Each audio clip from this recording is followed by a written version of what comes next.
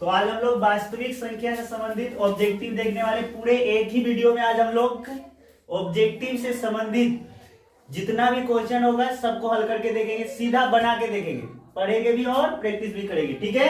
ठीक है। तो देखिए, सबसे पहले तो हम लोग वास्तविक संख्या में ये जानेंगे कि वास्तविक संख्या है क्या, करते किसको।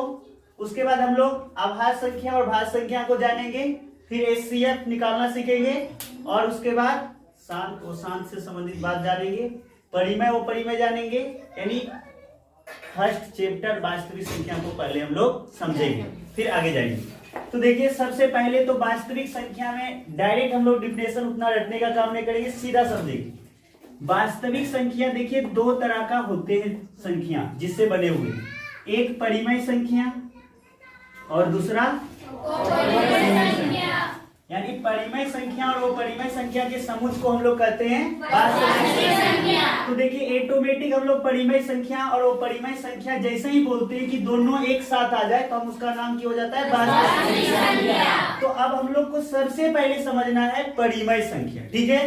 परिमेय यही पूछते हैं एग्जाम में, ज्यादातर क्लास 10 लेवल में यही पूछते हैं। तो देखिए, परिमेय संख्या किसे कहते हैं? हम लोग अभी तक जो रटे हैं कि जिस संख्या को P बटे Q के रूप में लिखा जाए उसे क्या कहते हैं, परिमेय संख्या। पर सच में बताते हैं कि एग्जाम में ये मायने नहीं रखता, ये पूछता ही नहीं कि परिमेय संख्या किसे कहते हैं। जब से 50% ऑब्जेक्टिव हुआ है तब से आपसे को पहचानना होता है निम्न में से कौन परिमेय है, ऐसे। तो हम लोग इसका पहले डिफिनेशन, जैसे आप लोग को पता होगा, जिन संख्या को हम P बटे Q के रूप में लिख दे, जिन संख्या को हम P बटे Q के रूप में लिख दे या लिख सकते हैं जहां पे Q नॉट इक्वल टू 0, यानी हर आपका शून्य नहीं होना चाहिए, हर आपका शून्य नहीं होना चाहिए, तो वो आपका परिमेय संख्या कहलाए। तो अगर ऐसे देखें तो आप पढ़े होंगे जितने भी प्राकृतिक संख्याएं 1, 2, 3, 4, ये सभी के नीचे हम आसानी से 1 दे सकते हैं और उसका वैल्यू में बदलाव नहीं होता। जैसे 3 बटे 1 लिख दिए तो ये 3 ही है, तो इसके सभी के नीचे हम 1 दे सकते हैं, सब P बटे Q के रूप में हो रहा है, तो सभी परिमेय संख्या है। यानी जितने भी प्राकृतिक संख्या है सभी परिमेय है। जितने भी पूर्ण संख्या है, पूर्ण संख्या यानी शून्य से शुरू होने वाले 0, 1, 2, 3, 4, ये भी आपका क्या है, परिमेय संख्या। यहाँ पे याद रखिए, शून्य भी परिमेय संख्या है और शून्य ही एक ऐसा संख्या जो प्राकृतिक में नहीं है, और प्राकृतिक और पूर्ण में कोई अंतर है तो शून्य है। यानी सभी प्राकृतिक संख्या पूर्ण संख्या है, लेकिन सभी पूर्ण संख्या प्राकृतिक संख्या नहीं है। आपका सम संख्या वैसी संख्या जो 2 से विभाज्य होती है, जैसे 2, 4, 6, 8, ये सभी भी आपका परिमेय संख्या होंगे। विषम संख्या जो 2 से विभाज्य नहीं होंगे, ये भी आपका जो है परिमेय संख्या है। ठीक है? और आपका जैसे देखिए, विषम बोल रहे, सम बोल रहे, तो ये सभी पूर्ण संख्या में आ रहे। जब पूर्ण संख्या ही हमारा परिमेय संख्या, मतलब ये सभी भी क्या है, परिमेय संख्या। जितने भी आपका भाज्य संख्या है, अभाज्य संख्या है, ये सभी भी परिमेय। तो आप देखिए, 2 शब्द यहाँ पे आ गया, भाज्य अभाज्य। तो भाज्य अभाज्य आपका एग्जाम में पूछता है, कई बार देखे होंगे एग्जाम में पूछता है, निम्नलिखित में से कौन भाज्य संख्या है, निम्नलिखित में से कौन अभाज्य संख्या है, अभाज्य संख्या नहीं है। इस तरह का क्वेश्चन पूछते ज्यादा, भाज्य से तो बहुत कम, बेसी अभाज्य पे। तो हम यही पहचानना पहले सीख ले। ठीक है? अभाज्य क्या है, मेन यही है अभाज्य। तो देखिए, जिन संख्या का केवल 2 गुणनखंड, जिन संख्या का केवल 2 गुणनखंड हो, उसे हम अभाज्य संख्या प्राइम नंबर कहते हैं। ठीक है? लेकिन ऐसे हमको कुछ नहीं समझ में आता है, अभाज्य संख्या जिसका केवल 2 गुणनखंड हो, गुणनखंड की होता है ये हमको पता नहीं, बोले कि एकदम बच्चा से सिखाएंगे। देखिए, सीधा समझिए, जो अपने से कटता है, खुद से विभाजित होता है, किसी और से नहीं होता है, जो स्वयं से विभाजित होता है उसी को हम लोग कहेंगे अभाज्य संख्या। क्योंकि 1 से जितना भी धरती पे संख्या है सब विभाज्य होगा। कोई ऐसा संख्या है जो 1 से विभाज्य नहीं होगा, सब होगा। तो करने का मतलब आपको याद रखना है छोटा सा बात की, जो खुद से ही कटेगा, किसी और से नहीं कटेगा। जैसे अगर हम बात करें 1 का, तो 1 भी तो खुद से कटता है और 1 से भी कटता है, लेकिन 1 के साथ क्या प्रॉब्लम है, एक ही से कटता है, मतलब इसका गुणनखंड कितना है? एक। तो इसलिए हम शुरू में ही बोले जिनका दो गुणनखंड हो, जिनका केवल दो गुणनखंड। एक ऐसा है कि उसका एक ही गुणनखंड है, केवल एक ही है और कोई दूसरा से वो कट ही नहीं रहा। इसलिए एक को आप लेके कंफ्यूजन दूर कर लीजिए। एक ना तो भाज है, एक ना तो भाज है और ना ही आपका अभाज है, ये क्लियर हो जाना चाहिए। अब आगे आइए, एक से आगे, ठीक है। दो को देखिए, दो क्या है? केवल दो में ही आते हैं और कौन किस में आते हैं? एक में। तो कहने का मतलब एक और दो, दो ही संख्या से विभाजित होते हैं। हम शुरू में ही बोले थे जिनका केवल दो गुणनखंड, यानी केवल दो पहाड़ा हमारे, एक एक में और एक खुद में। तो देखिए दो एक एक में आएंगे और खुद में ही आएंगे। तो इस तरह से देखें तो दो आपका कौन संख्या है? अगला कौन होगा बताइए? तीन होगा और आगे चार क्यों नहीं होंगे? यानी चार आपका एक से भी विभाज्य है, दो से भी विभाज्य है और चार से। तो ये देखिए तीन का कितने विभाजित होने, यानी इनके गुणनखंड की संख्या तीन। तो क्या बोले थे शुरू में? जिनका केवल उसी को हम कहेंगे अभाज्य संख्या। तो इस आधार पे हम देखें तो चार का जो है दो से ज्यादा गुणनखंड हो गया और चार जो है स्वयं के अलावा भी विभाजित हो रहा है दो से, इसलिए चार आपका अभाज्य संख्या नहीं है, आपका भाज्य संख्या होगा। ऐसा संख्या जो स्वयं और किसी अन्य से भी विभाजित हो, जिनका गुणनखंड दो से अधिक है, उसको हम भाज्य कहते हैं, ठीक है। भाज्य को हम लोग संयुक्त संख्या भी बोलते हैं, ठीक है। अब अभाज्य संख्या और हो जाएगा आपका 5, 7, 9 होगा नहीं। 9 भी देखिए एक 3 9 से विभाजित होता है, तो एक 3 से विभाजित हो गया, इसलिए ये भी आपका 9 भी आपका अभाज्य संख्या नहीं होंगे बल्कि भाज्य संख्या होंगे। लेकिन 10 होगा क्या? तो 10 भी आपका क्या होंगे? भाज्य संख्या। 11 11 क्या होगा? अभाज्य संख्या। इस तरह से आपका जो है और भी बहुत सारा संख्या होता है, बस आपको दिमाग में यही रखना है कि जो खुद के पहाड़ा में आता है, किसी और के पहाड़ा में नहीं आता। अब थोड़ा सोचिए, 13 को किसी में आते हैं? नहीं। 13 क्या होंगे? अभाज्य। 17 को देखिए किसी में आते हैं? नहीं। अभाज्य होंगे। 19 को देखिए अभाज्य होंगे। 23 को देखिए क्या होगा? अभाज्य होंगे। 21 क्या होगा? जो क्यों देखिए 3 में आते हैं, 7 में आते हैं, 6 में, इसलिए 21 आपका क्या होगा? भाज्य। यहीं से बताइए, हमको अलग से लिख के दिखाना पड़ेगा निम्नलिखित में से कौन भाज्य संख्या है, कौन अभाज्य संख्या, ये पढ़ाना पड़ेगा। क्लियर है आपको?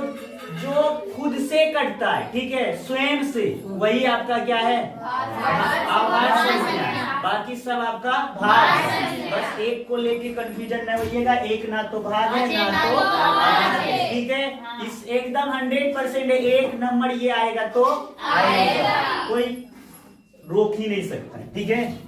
अब देखिए भाज्य हो गया, अभाज्य हो गया। अब हम लोग आगे देखिए क्या है टॉपिक? HCF। तो इतना हो गया आपका परिमेय संख्या वाला। अब HCF हम लोग आगे देखेंगे, ठीक है। चलिए अब हम लोग HCF यानी मोसो देखेंगे, ठीक है। कहीं कहीं आप देखेंगे मोसो लिखा रहता है, तो कहीं कहीं HCF रहता है। तो देखिए ऑब्जेक्टिव में ज्यादातर जो HCF पूछता है वो इस तरह का पूछता है, दो लगातार सम संख्या का HCF क्या होगा। बहुत सारे बच्चे क्या करते? रटते। हम बार बार बोलते रटना नहीं, आपको समझना है, चीजों को समझना है। तो देखिए अगर हम प्रश्न को पढ़े, दो लगातार सम संख्या अभी तुरंत बताए ना, कोई भी दो लगातार ले लीजिए, ठीक है। बताइए कुछ? 2 4 2 और 4। चलिए 2 और 4 लगातार सम संख्या है। अब इसका HCF निकाले तो हम सीधा देखिए, ये नीचे वाला जो है संख्या है ना, कम वाला संख्या, उसको देखते हैं, उससे क्या ये पूरा विभाजित होता है? मतलब इसका HCF कितना होगा? 2। इसका HCF होगा 2। इसी तरह कभी कभी पूछता है दो क्रमागत संख्या, ठीक है, दो क्रमागत संख्या का HCF होगा। यहाँ पे भी हम एकदम इजी सा, क्रमागत मतलब लगातार, तो कोई भी दो लगातार संख्या बोलिए, कुछ भी बोलिए। 3 4। चलिए देखिए 3 और 4। अब आपको करना ये, फिर से वही बात, छोटा वाला पकड़ना। छोटा वाला क्या 4 से कटते हैं? नहीं। 3 जो है 4 को काट पाएंगे, विभाजित कर पाएंगे? नहीं। तो अब देखिए 3 किससे विभाज्य होंगे? 1 से। तो यानी इसका HCF कितना होगा? 1। कोई दिक्कत? दो क्रमागत संख्या का HCF 1। क्लियर है? अगर एलसीएम पूछे, खुदा खास्ते क्या करे, एलसीएम। बड़ा वाला को देखिए, किसको देखिए, बड़ा वाला को। अगर एलसीएम पूछता तो, लेकिन यहाँ पे है आपका एलसीएम, तो बड़ा वाला को देखिए। और बड़ा वाला देखिए क्या छोटा वाला को विभाज कर पा रहा है। जैसे ये बड़ा वाला है ना, तो बड़ा वाला जो है वो छोटा वाला से विभाज हो रहा है या नहीं? 4 जो है 2 से कटेगा, नहीं कटेगा। 4 जो है 2 से विभाज हो जाएगा ना, मतलब इसका एलसीएम कितना होगा, 4। अब अगर नहीं होगा तो क्या होगा, जैसे देखो 3 4 को कर पाएगा विभाज, यहाँ बड़ा देखना, देखिए एलसीएम के लिए बड़ा देखिए, एचसीएफ के लिए छोटा। इससे आसान तरीका कुछ ना। अब देखिए 4 विभाज होगा 3 से, नहीं। तो 4 को पढ़िए, 4 दूनी, क्या 8 3 से विभाज होगा, नहीं। 4 तिया 12 3 से विभाज होगा। इसका एलसीएम कितना होगा, है। सो ट्रिक सीखे, अब और रटने का जरूरत है। तो अब कोई संख्या यहाँ डाल दे तो भी कोई दिक्कत नहीं, कोई संख्या नहीं भी है तो भी कोई दिक्कत नहीं है, ठीक है। अब जब भी, अब एक पूछ सकता है और इसमें कौन बच गया, विषम संख्या, 2 क्रमागत विषम संख्या। तो विषम संख्या 2 को लगातार बोलिए, 2 क्रमागत विषम संख्या, 2 क्रमागत विषम संख्या का एचसीएफ 3 5। चलिए 2 क्रमागत विषम संख्या 3 और 5 को ले लेते हैं। फिर वही बात, एचसीएफ पूछा है, हम किसको देखेंगे, छोटा वाला। क्या छोटा वाला जो 3 है वो 5 को विभाज कर पाएगा, नहीं। 3 किससे होगा, तो 1 होगा, इसका एचसीएफ। आप चाहे तो निकाल के भी की करें, देख लें। अगर एलसीएम पूछेगा तो किसको देखेंगे, क्या 5 3 से विभाज है, 1 दूनी 10 3 से विभाज है, 1 तिया 15 है। इसका एलसीएम कितना होगा, समझ गए। तो ये ऑब्जेक्टिव में इसी तरह का पूछता है, कोई बड़ा नहीं पूछता है। और आपका जो है कभी कभी ये भी पूछ सकता है, प्रथम दो क्रमागत आभाज्य संख्या का एचसीएफ। तो प्रथम 2 क्रमागत आभाज्य संख्या कौन है, सबसे छोटा कौन है आभाज्य संख्या, उसके बाद 2 3 का एचसीएफ निकालेंगे। बताइए की करेंगे, छोटा को देखेंगे, क्या होगा, कटेगा 3 से, 3 को काटेगा तो फिर 2 किससे कटेगा, 1 से। मतलब इसका एचसीएफ कितना होगा, 2 क्रमागत, प्रथम 2 क्रमागत आभाज्य संख्या का एचसीएफ कितना होगा, 1। ठीक है। कभी कभी इतना इजी पूछता है कि कहना मुश्किल है। जैसे पूछ देगा आपको सबसे छोटी आभाज्य संख्या कौन है, इतना छोटा क्वेश्चन पूछता है। कभी पूछता है सबसे छोटी भाज्य संख्या कौन है, तो मतलब ऐसे इजी क्वेश्चन नहीं पूछते। आप लोग बेकार का दिमाग में टेंशन भर के रखे है ना। तो हम लोग ये एचसीएफ और एलसीएम देखे, अब हम लोग शांत और अशांत को देखेंगे, ठीक है। अब हम लोग अगला टॉपिक जो है हम लोग शांत अशांत जो है पहचानना सीखेंगे, ठीक है। शांत और अशांत भी बिना भाग दिए, बस क्वेश्चन देखना है, थोड़ा सा दिमाग लगाना है, बता देना है शांत है कि अशांत है। जैसे देखिए आपके पास एक प्रश्न दिख रहा होगा, 5/8 का दशमलव प्रसार शांत होगा या अशांत। इसके लिए देखिए एक आसान सा फंडा है कि आप जो है सबसे पहले जो संख्या है उसका हर को देखिए, हर मतलब नीचे वाला को देखिए और उसका अभाज्य गुणनखंड कीजिए, हर का अभाज्य गुणनखंड। जैसे यहाँ पे 5 तो 10 के 10, 8 का कीजिए, 2 दूनी 4 4 दूनी 8। अब इसके अभाज्य गुणनखंड करने के बाद उनको ध्यान से देखिए। अगर अभाज्य गुणनखंड, हर के अभाज्य गुणनखंड, हर के अभाज्य गुणनखंड करने के बाद, ठीक है, हर का अभाज्य गुणनखंड किए और उसमें केवल 2 आता है, ठीक है, हर के अभाज्य गुणनखंड में केवल 2 आता है या केवल 5 आता है या 2 5 दोनों आता है। अगर हम किसी भी संख्या लिए, कोई भी भिन्न संख्या, कोई भी परिमेय संख्या लिए और उनके हर का अभाज्य गुणनखंड किए और उनके अभाज्य गुणनखंड में केवल 2 आ जाता है, जैसा कि यहाँ पे आया है, या केवल 5 आ जाता है, जैसे मान लिया जाए 3/25 रहता, तो इसमें क्या होता है 5 गुना 5, केवल 5 आ गया। हो सकता है 7/10 रहता, जैसे कि 2 5 10। तो देखिए यहाँ पे केवल 2 आया है, यहाँ पे केवल 5 आया है, यहाँ पे 2 5 दोनों आया है। तो हम ऐसे कंडीशन में उसको कहते हैं शांत दशमलव प्रसार, यानी उसका दशमलव प्रसार कैसा होगा, शांत दशमलव प्रसार होगा, ठीक है। लेकिन 2 5 या 2 5 दोनों के अलावा कोई अन्य संख्या आ जाए तो हम उसका दशमलव प्रसार अशांत दशमलव प्रसार में समझते हैं। जैसे मान लिया जाए 3/14, तो 2 सत्ती 14 हो जा रहा है। तो देखिए इनके अभाज्य गुणनखंड में 2 तो आया है, लेकिन इसके साथ कौन आ गया है? 7। तो इसका दशमलव प्रसार कैसा होगा? अशांत होगा। तो हम यहाँ पे बिना भाग दिए सीधे बता देंगे कि शांत होगा कि अशांत। अब देखिए कभी कभी क्या होता है, अगर शांत है तो उसका दशमलव प्रसार लिखना पड़ता है, अगर शांत है तो उसका दशमलव प्रसार लिखना पड़ता है। जैसे 5/8 का दशमलव प्रसार जैसे केवल 2 आया, इसका मतलब ये शांत है। तो शांत है तो इसका दशमलव प्रसार कितना होगा? इसका दशमलव प्रसार कितना होगा? तो इसके लिए आपको आसान सा काम करना है। देखिए यहाँ पे हर को फिर से देखना है। अब देखना है कि 2 कितना बार है? 3 बार। तो उतने ही टाइम आपको 5 भी आना चाहिए। तो इसके लिए क्या करेंगे, जितना कम है 5, जैसे देखिए 1 2 3 टाइम 2 है, तो 3 टाइम कौन आना चाहिए? 5। तो उसको हम अंश और हर दोनों में गुना कर देते हैं। तो ऊपर में तो ये देखिए 1 5 10 के 10। अब ये 3 5 कब ले, 3 5 ले आए और नीचे की कर दीजिए। देखिए 2 1 2 3 बार है, 2 पर 3 लिख दीजिए। 5 भी फिर लाए 3 बार, तो 5 पर की करिए 3 लिख दीजिए। अब ऊपर गुना कर दीजिए पूरा।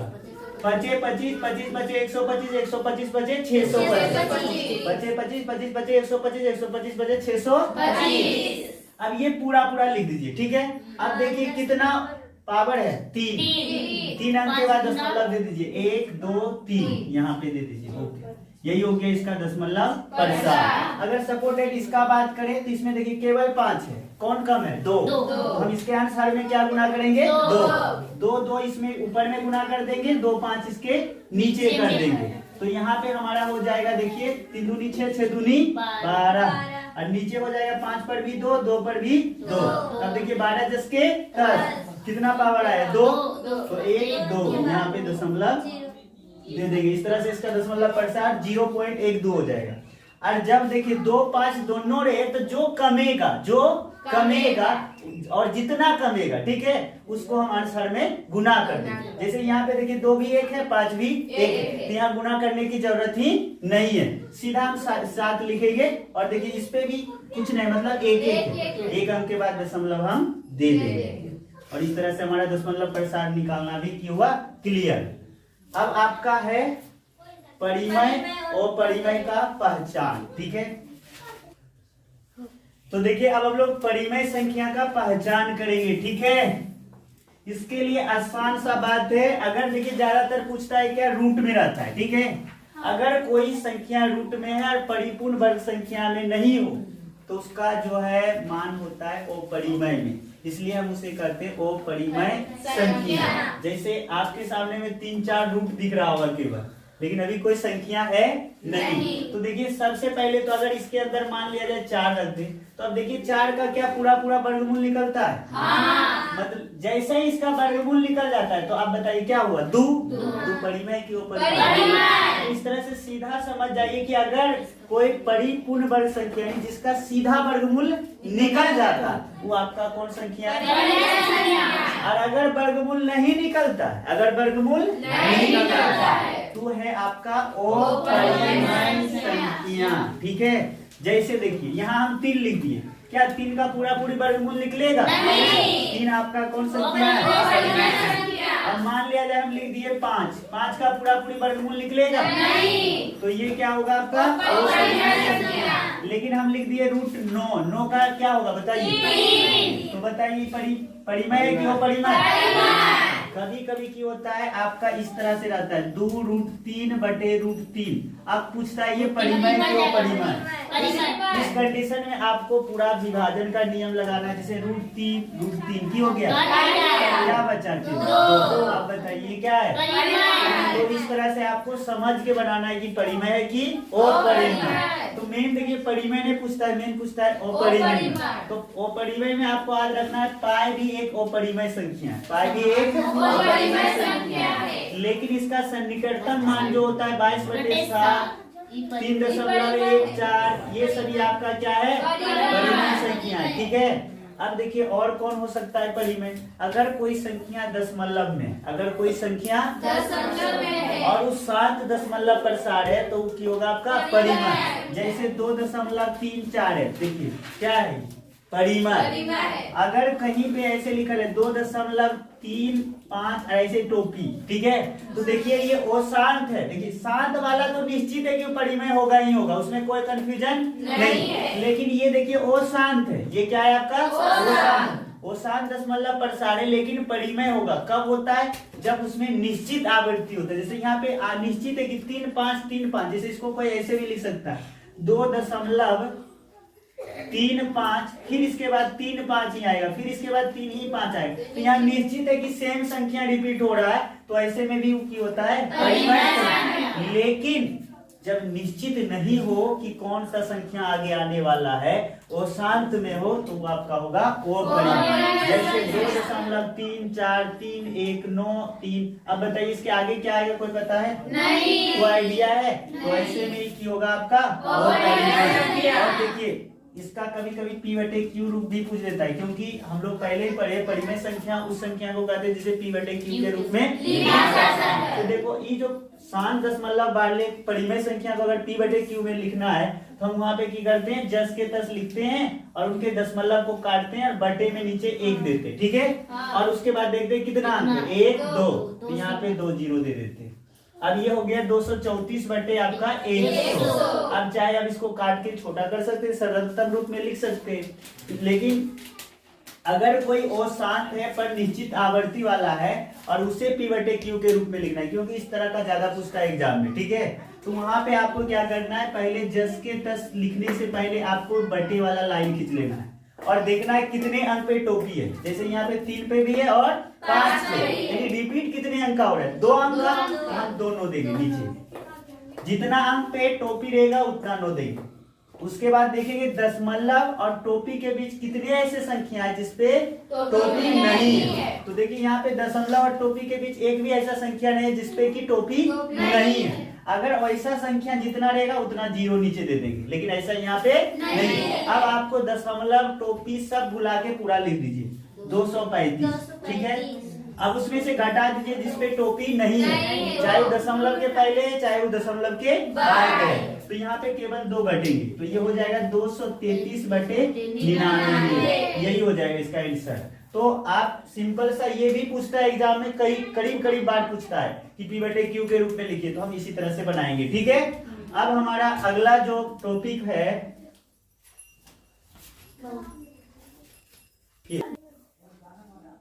तो हम लोग अगला वीडियो में अगला टॉपिक देखने वाले, ठीक है। और ध्यान रखिए अगर वीडियो अच्छा लगा तो वीडियो को लाइक शेयर सब्सक्राइब करना, चैनल को मत भूलिए, ठीक है। और अपने सभी दोस्तों के पास शेयर कीजिए ताकि सभी लोग को फायदा हो। धन्यवाद।